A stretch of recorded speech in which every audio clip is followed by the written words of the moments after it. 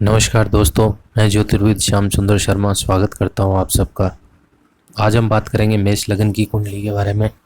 तो हमेशा की तरह हम सबसे पहले कुंडली में दशाएं देखेंगे कि दशाएं क्या चल रही हैं।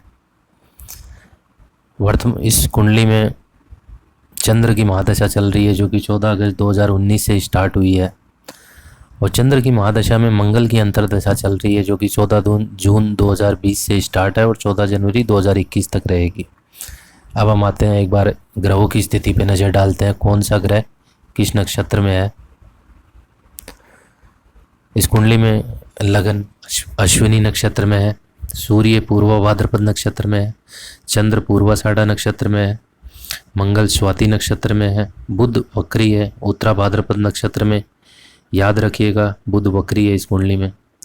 गुरु उत्तरा भाद्रपद नक्षत्र में है, शुक्र रेवती नक्षत्र में है, शनि अश्विनी नक्षत्र में है, राहु अश्लेषा नक्षत्र में, केतु धनिष्ठा नक्षत्र में। राहु केतु सदैव वक्री रहते हैं। अब हम आते हैं लगन कुंडली के ऊपर। ये मेष लगन की कुंडली है। लग्नेश मंगल 7वें घर में तुला राशि का है। एक तो मेष लगन का जातक बहुत एग्रेसिव होता है, क्योंकि एक तो उसमें उसका जो लॉर्ड होता है वो मंगल होता है। मंगल के अंदर एग्रेशन बहुत ज़्यादा होता है, क्योंकि वो सेनापति ग्रह है, उसे सेना को लीड करना होता है। लीड करने के लिए व्यक्ति के अंदर एग्रेशन होना चाहिए। एक इस कुंडली में लगन है वो अश्विनी नक्षत्र का है। अश्विनी नक्षत्र का मालिक केतु होता है, तो केतु भी मंगल की तरह ही बिहेव करता है। आपने वो शायद लाइन सुनी हो, शनिवत राहु कुजवत केतु। तो राहु है वो शनि के जैसे रिजल्ट करता है और केतु मंगल के जैसे रिजल्ट करता है। सामान्यतः अश्विनी नक्षत्र में पैदा हुआ जातक अपने पिता की प्रथम संतान होता है। उसके पीछे रीज़न ये है कि नक्षत्रों की श्रृंखला में अश्विनी नक्षत्र 1 नंबर पे आता है, तो जातक से ही स्टार्टिंग होती है। तो जातक प्रथम संतान होता है अपने माता पिता की। लेकिन मैं हमेशा से कहता आया हूँ कि कुंडली में एक जगह से कहीं से भी प्रेडिक्शन मत दीजिए जब तक आप उसे 2 या 3 जगह टेली न कर लें। तो यहाँ पे अश्विनी नक्षत्र तो बोल रहा है कि इनसे बड़ा कोई नहीं होगा, ये अपने माता पिता की पहली संतान होंगी।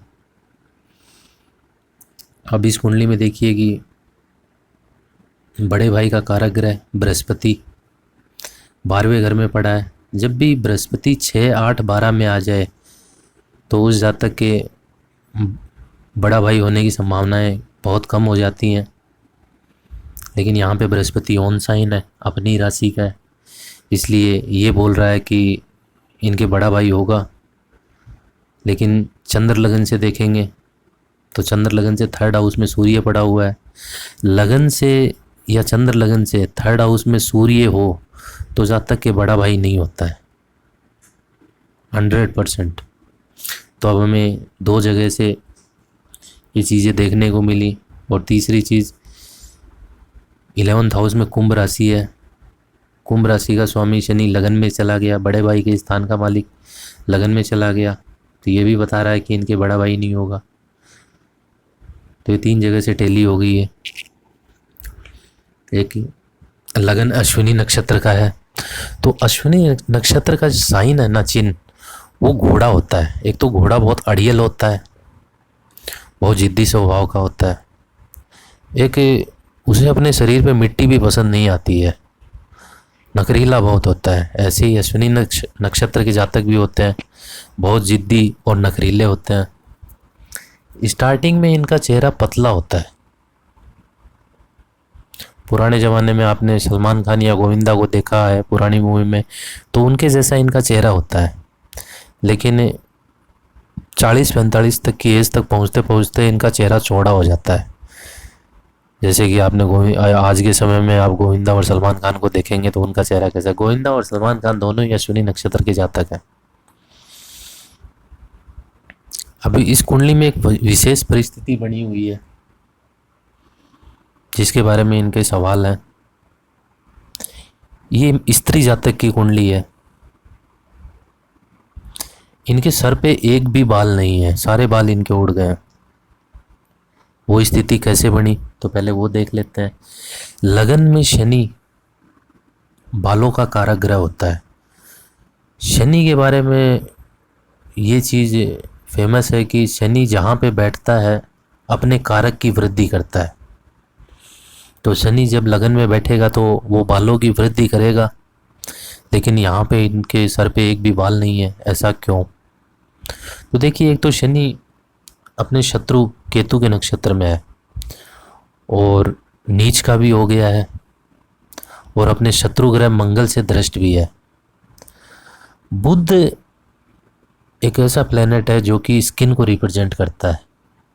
जब ये 12वें घर में बैठता है तो ये स्किन से रिलेटेड डिजीज देता ही देता है।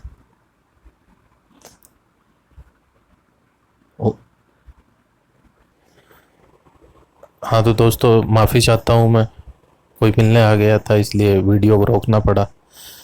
तो हम बात कर रहे थे कि इनकी कुंडली में ऐसी स्थिति क्यों हुई कि इनके सर के सारे बाल उड़ गए। ये स्त्री जातक है, इसलिए इनके लिए बहुत बड़ी दिक्कत वाली बात है। एक तो शनि अपने शत्रु के नक्षत्र का है, दूसरा ये नीच का होके बैठा हुआ है, तीसरा ये मंगल से भी दृष्ट है, और जो स्किन का कारक ग्रह होता है बुध, वो 12वें घर में बैठा हुआ है नीच का। तो जब भी बुध 12वें घर में बैठेगा तो वो जो अपने सर की स्किन होती है ना, हेड की, उसको नुकसान पहुंचाएगा। वहाँ से रिलेटेड वो स्किन डिजीज देगा ही देगा। तो इनकी जो बाल उड़ने की समस्या वो इनकी स्किन डिजीज में छुपी हुई है। तो इन्हें एक तो बुध के उपचार करने चाहिए, इन्हें गणपति अथर्व शीर्षम के पाठ करने चाहिए, बुध से रिलेटेड दान करने चाहिए। गणपति अथर्व शीर्षम के इन्हें 10,000 प्लस 1,000 मतलब 11,000 पाठ करने चाहिए प्रॉपर विधिवत तरीके से। अब आते हैं इनके सेकंड हाउस पे।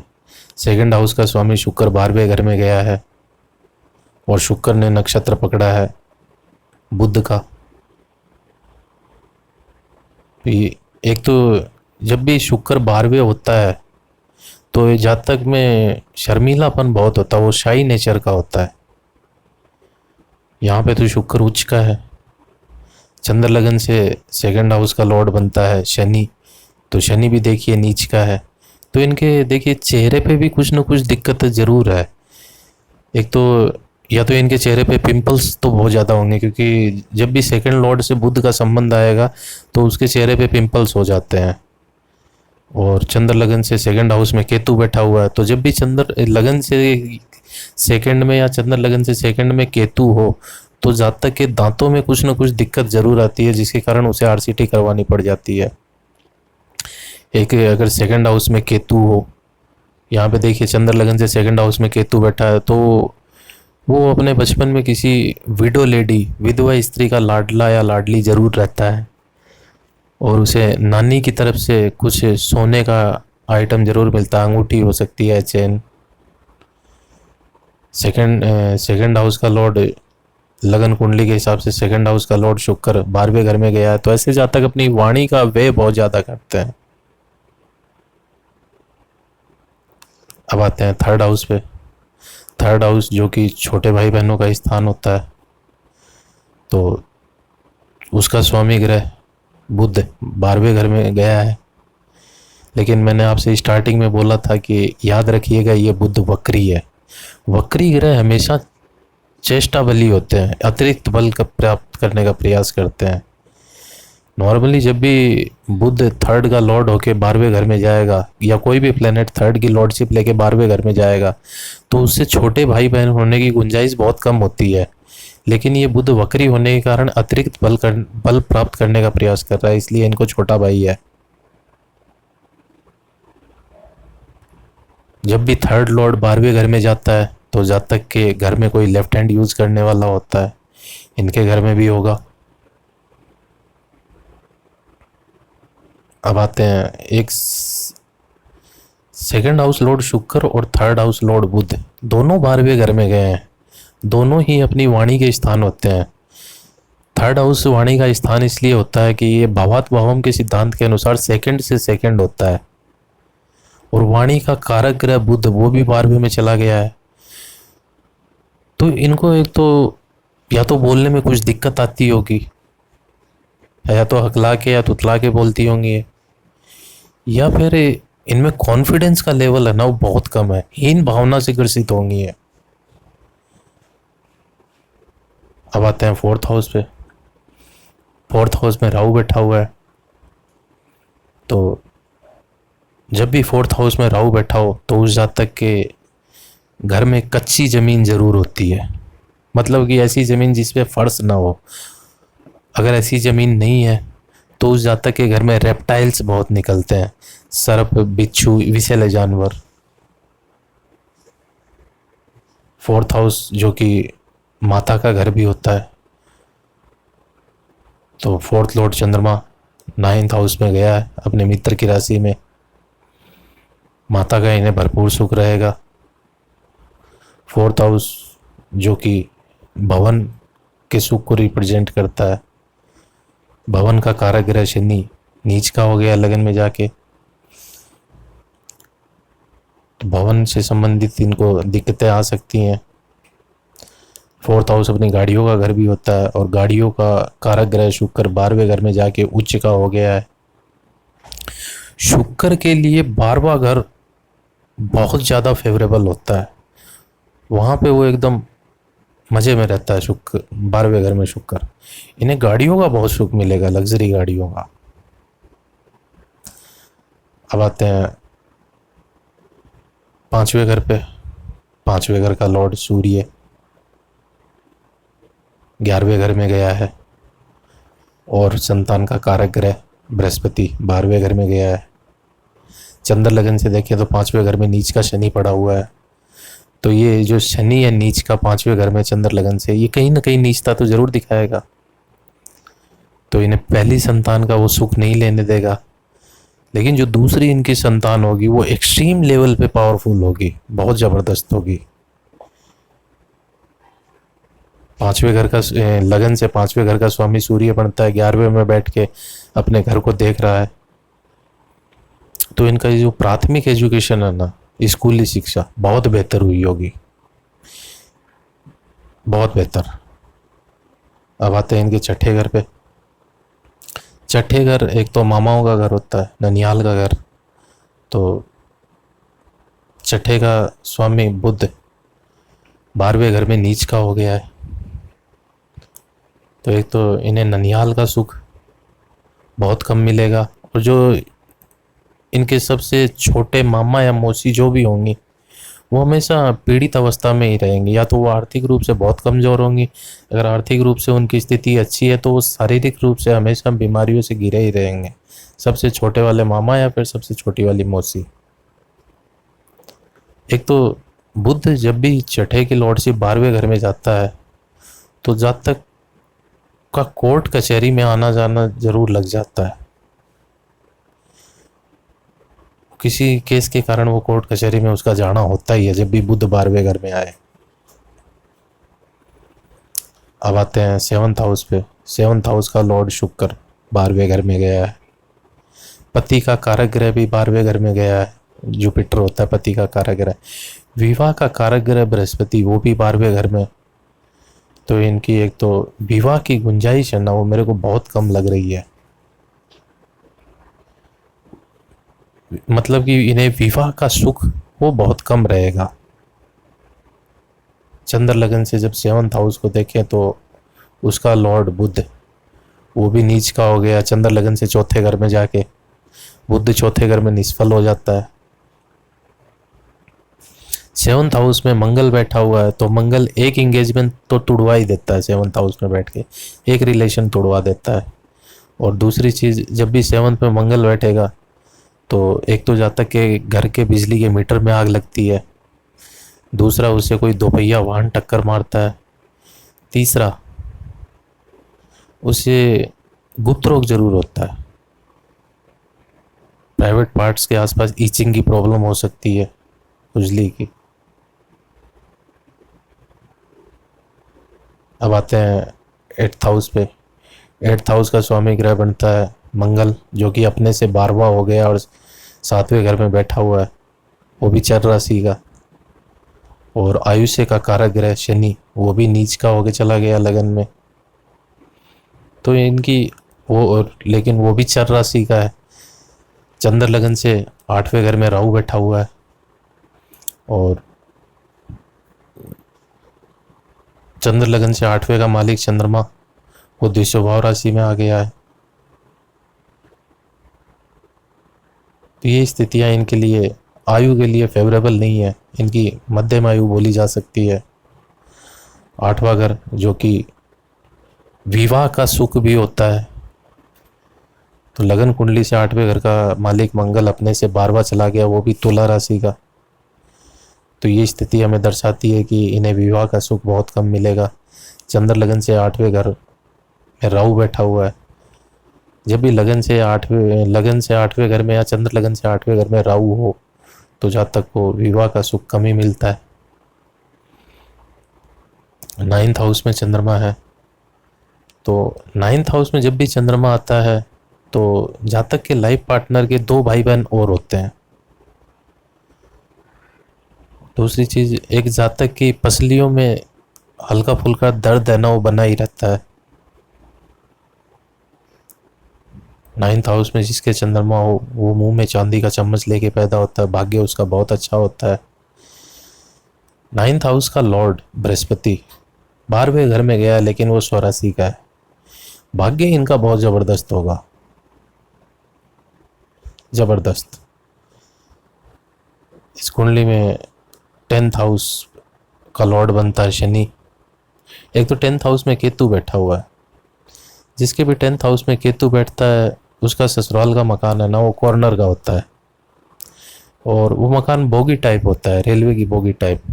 लंबा ज़्यादा होता है, चौड़ाई कम होती है। और जब उस मकान ससुराल के मकान से बाहर निकलेंगे तो लेफ्ट साइड पे बिजली का खंभा भी होगा। ससुराल के जो मकान का जो मेन गेट है उसको बंद करने में दिक्कत रहेगी, गेट में कुछ ना कुछ दिक्कत जरूर रहेगी, या तो गेट टूटा फूटा होगा या फिर उसे बंद करने में दिक्कत आती है, पूरा खुलता नहीं है वो। अब इस कुंडली में दशमेश बनता है शनि, वो नीच का हो गया है लगन में जाके, और उसने केतु का नक्षत्र पकड़ा है, जो कि केतु दशम में ही आके बैठ गया है। और चंद्र लगन से दशम का लॉर्ड बनता है बुध, वो भी नीच का हो गया है, लेकिन उसका नीच भंग हो रहा है। साथ में शुक्र और गुरु है, और बुध ने नक्षत्र पकड़ा है 10 डिग्री, 10 डिग्री पे इसने शनि का नक्षत्र पकड़ा है, वो शनि भी नीच का है। प्रोफेशन के लिए इनके लिए फेवरेबल स्थिति नहीं रहेगी, क्योंकि ये लगन से 10th हाउस में बैठा हुआ केतु भी दर्शा रहा है। जब भी लगन से 10th हाउस में केतु हो या चंद्र लगन से 10th हाउस में केतु हो, जहाँ तक कामकाज बहुत बदलता है, क्योंकि केतु उसे स्थिर नहीं रहने देता है। तो ये स्थिति इनके साथ भी रहेगी। अब आते हैं 11th हाउस में। 11th हाउस में सूर्य बैठा हुआ है। जिसके भी 11th हाउस में सूर्य हो, वो जातक अपने प्रॉफिट को भी है ना बांट देता है अपने भाइयों के बीच में, अपने परिवार के बीच में, क्योंकि सूर्य राजा ग्रह है नवग्रहों में। तो राजा अपनी प्रजा का सबसे ज़्यादा ध्यान रखता है, इसलिए वो अपने प्रॉफिट को भी बांट देता है। चंद्र लगन से 3rd हाउस में बैठा हुआ है सूर्य, तो एक तो जब भी लगन से 3rd हाउस या चंद्र लगन से 3rd हाउस में सूर्य आए, तो जब तक के पड़ोस में एक तो काणा व्यक्ति जरूर रहेगा, और एक मेंटली रिटार्ड पर्सन, विक्षिप्त आदमी, वो भी जरूर रहेगा इनके पड़ोस में। 11th हाउस जो कि बड़े भाई का स्थान होता है, तो मैंने आपको पहले ही बताया कि इनसे बड़ा कोई नहीं होगा। कारण एक तो ये अश्विनी नक्षत्र की जाति का है, और दूसरा बड़े भाई का कारक ग्रह बृहस्पति जो कि 12वें स्थान में चला गया। चंद्र लगन से 3rd हाउस में सूर्य बैठा हुआ है, इस कारण से इनका नहीं रहेगा, इनसे बड़ा कोई नहीं रहेगा। 11th हाउस जो कि अपनी इनकम का घर भी होता है, क्योंकि कर्म से सेकंड होता है, 10वें से सेकंड, तो कर्म से जो भी लाभ मिलना है वो 11th हाउस दिखाता है। तो उसका लॉर्ड शनि नीच का हो गया है, और चंद्र लगन से 11th हाउस का लॉर्ड शुक्र वो चंद्र लगन से चौथे में जाके उचका हुआ है। तो शनि जब भी अपने से तीसरे घर में जाके नीच का होता है तो वो उस घर से रिलेटेड वो बहुत फायदा करवाता है। तो इस घर में, इस कुंडली में शनि 11th का लॉर्ड होके अपने से तीसरे यानी लगन में नीच का हो रहा है, तो इन्हें अपने कर्मों का है वो अच्छा खासा फल मिलेगा, लाभ इन्हें अच्छा खासा हो जाएगा। अब आते हैं 12th हाउस पे। 12th हाउस का लॉर्ड बृहस्पति अपने घर में मौजूद से अपनी स्वराशि का मौजूद है। 12th हाउस एक तो खर्चे का घर होता है, तो जब भी बृहस्पति जैसा बड़ा प्लेनेट वहाँ पे बैठेगा तो बड़े खर्चे करवाएगा। बृहस्पति अपनी साइज के अकॉर्डिंग खर्चे करवाता है, फिर बड़े खर्चे।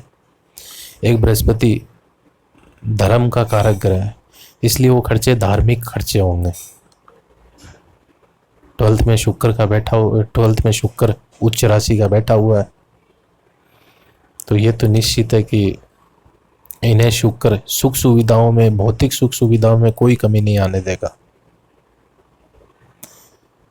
ये 12वें शुक्र की बहुत ही विशेष बात होती है, जब भी वो वहाँ पे उच्च का हो या स्वराशि का हो और कहीं से कोई पाप प्रभाव ना हो, तो सुख सुविधाओं में कोई कमी नहीं आने देता है। क्योंकि मैं आपको हमेशा से बताता आया हूँ कि शुक्र की जो सबसे बड़ी ताकत होती है ना, वो होती है अपने से आगे वाले घर को पुश करता है। वो जब शुक्र पुश करेगा तो अपने से आगे वाले घर में शुक्र अपनी क्वालिटी डालता है। तो यहाँ पे जब शुक्र पुश करेगा तो लगन में अपनी जो सबसे बेहतरीन क्वालिटीज़ हैं वो डालेगा। तो शुक्र एक भोग विलास कारक ग्रह है, उसे भोग विलास बहुत पसंद है, लक्ष्मी का कारक ग्रह है। तो शुक्र यही सब चीज़ें लगन को देगा, तो इन्हें सुख सुविधाएं अच्छी दे देगा शुक्र। 12वें घर में नीच का बुध बैठा हुआ है, तो कभी कभी इनकी बुद्धि के साथ में दिक्कतें रहेंगी, वो उल्ट बुद्धि इनकी उल्टा बिहेव करेगी। लेकिन 12वें घर में आप यूँ मान के चलिए कि ये नीच का प्लेनेट है और वक्री भी है, तो इनकी बुद्धि उल्टा बिहेव करके भी इनके लिए बहुत ज़्यादा प्रॉफिटेबल रहेगी, बहुत ज़्यादा लाभदायक स्थिति में रहेगी। अब इस कुंडली पे जो सवाल थे एक बार उनको देख लेते हैं। इनकी जो सबसे बड़ी समस्या थी वो इनके बालों को लेकर है। तो वो समस्या तो पूर्णतया तो मैं नहीं कह सकता कि उसका समाधान हो जाएगा, क्योंकि कुंडली में जो भी दोष आ गया उसको मिटाया नहीं जा सकता है, उसके प्रभाव को कम ज़्यादा किया जा सकता है। तो एक तो इन्हें गणपति अथर्व शीर्षम के पाठ करने चाहिए, 11,000 पाठ। और दूसरा, इन्हें बुद्ध से संबंधित दान जरूर करने चाहिए। ये इन्हें गणेश जी को पकड़ लेना चाहिए, गणेश जी की पूजा उपासना नव भरपूर करनी चाहिए। इनकी स्किन वाली और बालों वाली प्रॉब्लम सॉल्व हो जाएगी। एक इन्होंने ये पूछा है कि इन्हें आगे चल के प्रोफेशन वाइज किस क्षेत्र को ज्वाइन करना चाहिए। मेरे हिसाब से इनके लिए जो एरिया बनता है, इन्हें रिसर्च के क्षेत्र में जाना चाहिए, क्योंकि उसके लिए इस कुंडली में एबिलिटीज़ बहुत ज़्यादा है रिसर्च के लिए।